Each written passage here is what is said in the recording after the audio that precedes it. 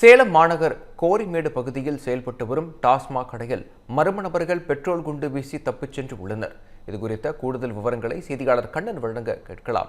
கண்ணன், விவரங்களை வழங்கலாம்.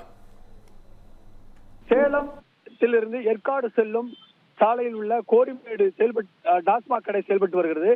இந்த கடையில் நேற்று சனிக்கிழமை என்பதால் அதிக அளவில் கூட்டம் காணப்பட்டது. இதன் காரணமாக 10 மணிக்கு கடையை பூட்டிவிட்டு உள்புறமாக தாளிட்டு ஊழியர்கள் பணியாளர்கள் பணத்தை எண்ணும் பணியிலும் கணக்கை சரி செய்யும் பணியிலும் ஈடுபட்டுக் கொண்டிருந்தனர். அப்போது இருசக்கர வாகனத்தில் வந்த 2 மர்ம நபர்கள் தங்கள் வைத்திருந்த பெட்ரோல் குண்டுகளை டாஸ்மாக் கடை மீது அடுத்தடுத்து 2 குண்டுகளை வீசிவிட்டு அருகே இருந்த கடை மீது மற்றொரு பெட்ரோல் குண்டை வீசிவிட்டு தப்பிச் சென்றனர்.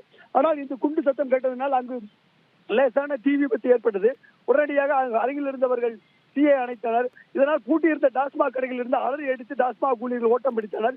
இது குறித்து தகவல் அறிந்த கண்ணங்குறிச்சி போலீசார் சம்பவ இடத்துக்கு விரைந்து பெட்ரோல் குண்டு தடயவியல் நிபுணர்களும் ஆய்வு நடத்தினர்.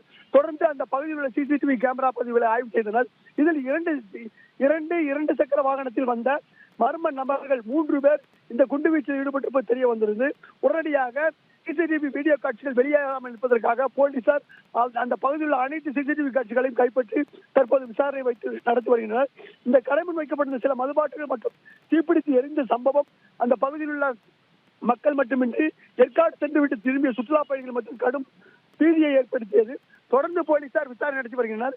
இது முன்னுதாரணம் காரணமாக, அதாவது அங்கு பணியாற்றக்கூடிய ஊழியர்களுக்கும் மற்றும் பணி இழந்து தவிக்கும் ஊழியர்களுக்கும் இடையே ஏற்பட்ட முன்விரோதமா அல்லது அதிக அளவில், அதாவது நிர்ணயிக்கப்பட்ட விலையை விட கூடுதல் வசூல் செய்வதற்கு கண்டனமா என்பது குறித்து போலீசார் விசாரணை நடத்தி வருகின்றனர்.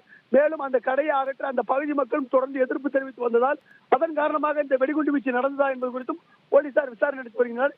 இந்த வெடிகுண்டு வீச்சு சம்பவம் சேலத்தில் குறிப்பாக ஏற்காடு செல்லும் சுற்றுலா பயணிகளில் பெரும் பரபரப்பை ஏற்படுத்தியுள்ளது. விக்னேஷ்.